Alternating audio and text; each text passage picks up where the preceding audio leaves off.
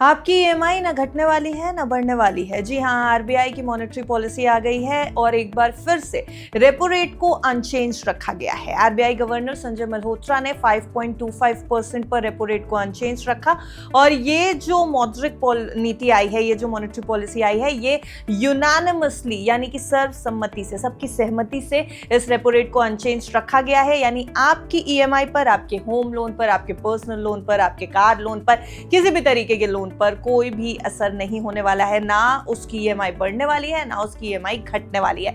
जो जैसा है सब कुछ वैसा ही रहने वाला है। आपकी और हमारी जेब के ऊपर कोई भी हार्ड इंपैक्ट नहीं पड़ रहा है इस समय।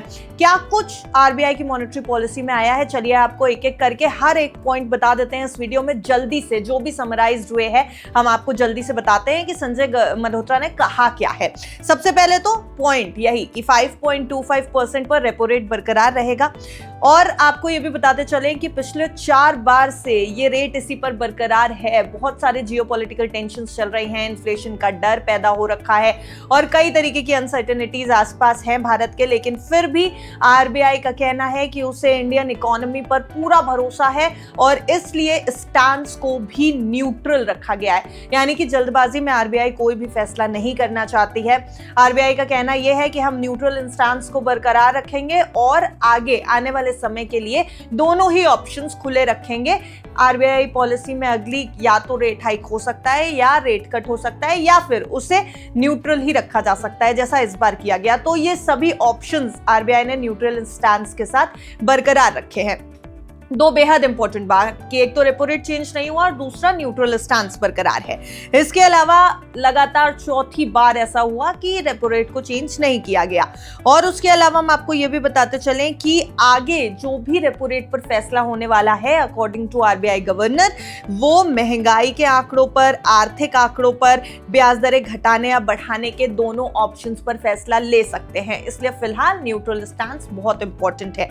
इसके अलावा हम आपको आपकी जेब से जुड़े कुछ पॉइंटर्स बता देते हैं कि आपके किसी भी लोन पर असर नहीं हो रहा है। Home loan, car loan, personal loan पर कोई भी असर नहीं हो रहा है। फिलहाल कोई बदलाव नहीं हो रहा है। फ्लोटिंग रेट वाले home loan, car loan, personal loan की ईएमआई में तुरंत किसी भी बदलाव की उम्मीद मत करिएगा। जो भी रेट्स फ्लोट हो रहे हैं उस पर भी कोई बदलाव नहीं हो रहा है। और जिन लोगों की हर महीने ईएमआई कटती है उनके लिए ऑब्वियसली ये राहत की खबर है। तो आपको ये भी बताते चलें कि अब देखिए, सबसे बड़ी बात होती है लोन और उसके बाद जो आता है फैक्टर वो होता है फिक्स्ड डिपॉजिट यानी एफडी। आपकी एफडी पर कोई असर हो रहा है या नहीं, ये भी आप सुन लीजिए। तो फिलहाल तो ब्याज दरें स्थिर रहने से फिक्स्ड डिपॉजिट की ब्याज दरों में फिलहाल बड़े बदलाव की संभावना नहीं नजर आ रही है।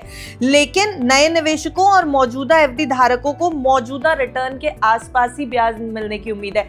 यानी जो कि मौजूदा रिटर्न रेट चल रहे थे, अगर आप एफडी कराते हैं तो वो ही रेट कंटिन्यू होंगे। कोई भी घटा या बढ़ा पॉइंट नहीं मिलेगा आपको एफडी में। अब आरबीआई ने कहा क्या है वित्त वर्ष 2027 के लिए, उनका अजम्पशन क्या है, उनकी एक्सपेक्टेशन क्या है, ये भी सुन लीजिए। चालू वित्त वर्ष 2027 के लिए जीडीपी ग्रोथ का अनुमान 6.6% रखा गया है, बरकरार है। पिछली आरबीआई पॉलिसी में भी 6.6% का ग्रोथ अनुमान था जीडीपी को लेकर के। इस बार भी 6.6% ही बरकरार रखा गया है। इसके अलावा जो इंडिकेशन इस पॉइंट से मिल रहा है कि 6.6% पर ग्रोथ जो है वो बरकरार है, उससे जो पॉइंट निकल के आ रहा है वो यही कि केंद्रीय बैंक को भारतीय अर्थव्यवस्था की ग्रोथ पर बेहद ज्यादा भरोसा है। जो कि आरबीआई गवर्नर ने कहा भी ये बात कि आरबीआई को इस समय इंडियन इकोनॉमी के ग्रोथ रेट पर काफी ज्यादा भरोसा है। यानी कि मजबूत घरेलू मांग है, क्योंकि जो घरेलू फैक्टर्स हैं, जो डिमांड है, होम डिमांड है, वो मजबूत हो गई है। उसके अलावा सर्विस सेक्टर की ग्रोथ जो है वो भी इकोनॉमी को सहारा दे रही है। ये पॉइंट हाईलाइट किया गया आरबीआई की पॉलिसी में। कोर इन्फ्लेशन का अनुमान 4.3% पर रखा गया है। जो इन्फ्लेशन है उसको 4.3% पर रखा गया है। पहली तिमाही के महंगाई अनुमान से काफी कम यहां पर रही है ये कोर इन्फ्लेशन। लेकिन जो फ्यूल की कीमतें हैं और जो फूड प्रोडक्ट्स की कीमतें हैं आने वाले समय में वो चुनौती बन सकती हैं। यहाँ पर एक रिस्क हाईलाइट किया है आरबीआई ने। उसके अलावा और कौन कौन से रिस्क हाईलाइट किए हैं ये भी हम आपको बताते चलते हैं। सबसे पहले तो जो हमने आपको बताया फूड प्रोडक्ट्स, फूड इन्फ्लेशन जो है वो बढ़ सकता है, ये एक बड़ा रिस्क है। आरबीआई ने इसको हाईलाइट किया अपनी पॉलिसी में। उसके अलावा फ्यूल की कीमतों में लगातार उतार चढ़ाव जारी है क्योंकि क्रूड की कीमतों से डायरेक्टली इंपैक्ट हो रही हैं फ्यूल की कीमतें। फिलहाल क्रूड अगर नीचे दिखाई दे रहा है तो फ्यूल की कीमतें रिलैक्स जोन में है, पर आगे चल के यहां पर मुश्किल हो सकती है। उसके अलावा जियोपॉलिटिकल टेंशंस जो अभी बनी हुई है वो लगातार उसके ऊपर नजर रख रहे हैं। इकोनॉमी के लिए भी थोड़ी चिंता की बात है और आरबीआई भी इसके ऊपर नजर रख रहा है कि हाईलाइट रिस्क में जियोपॉलिटिकल टेंशंस को भी डाला गया है। उसके अलावा जो ग्लोबल लेवल पर ट्रेड पॉलिसीज में बदलाव हो रहे हैं, जैसे कि अगर हम मान लें कि यूएसए की तरफ से कोई ट्रेड पॉलिसी में बदलाव हो जाता है, टैरिफ्स का डिस्कशन होने लगता है, वो भी अभी फिलहाल के लिए हाई रिस्क कैटेगरी में डाला गया है, यानी कि यहाँ पर भी रिस्क दिखाई दे रहा है। तो ग्लोबली अगर देखा जाए तो जो ट्रेड पॉलिसीज बदल रही हैं, इंडिया की उसके ऊपर नजर है, आरबीआई की उसके ऊपर नजर है। अब ये सब कुछ तो हो गया, शेयर बाजार का इसके ऊपर क्या रुख हो सकता है, शेयर बाजार के लिए इंडिकेशंस क्या निकल के आ रहे हैं, क्योंकि आरबीआई पॉलिसी का इंतजार बाजार बहुत समय से कर रहा था। पिछली आरबीआई पॉलिसी के बाद अजम्पशंस लगने शुरू हो गए थे। अब यहां से क्या इंडिकेशंस निकल के आ रहे हैं ये भी आपको बता देते हैं। सबसे बड़ी बात तो ये कि किसी बड़े झटके का सामना बाजार को नहीं करना पड़ेगा, नॉर्मल जैसे ट्रेडिंग चल रही थी वैसे ही चलेगी, क्योंकि रेपो रेट में कोई भी चेंज नहीं किया गया, तो बाजार के लिए सब कुछ सामान्य है। और बाजार शायद यही एक्सपेक्टेशन लगा के बैठा था कि आरबीआई पॉलिसी में कोई भी चेंज नहीं आएगा। इसके अलावा निवेशकों की नजर रहेगी आरबीआई के आने वाले संकेतों पर, यानी कि अब किस तरीके से इस कमेंट्री को आगे आरबीआई डील करता है और आगे वाले जो रेट्स होने हैं, रेपो रेट में चेंज होना है, जो पॉलिसीज आनी है उसमें क्या कुछ होता है।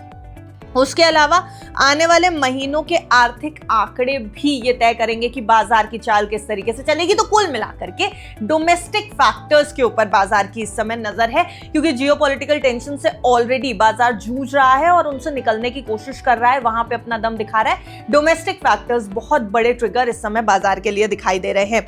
आरबीआई ने विकास और महंगाई के बीच संतुलन बनाए रखने की स्ट्रैटेजी जरूर बनाई है।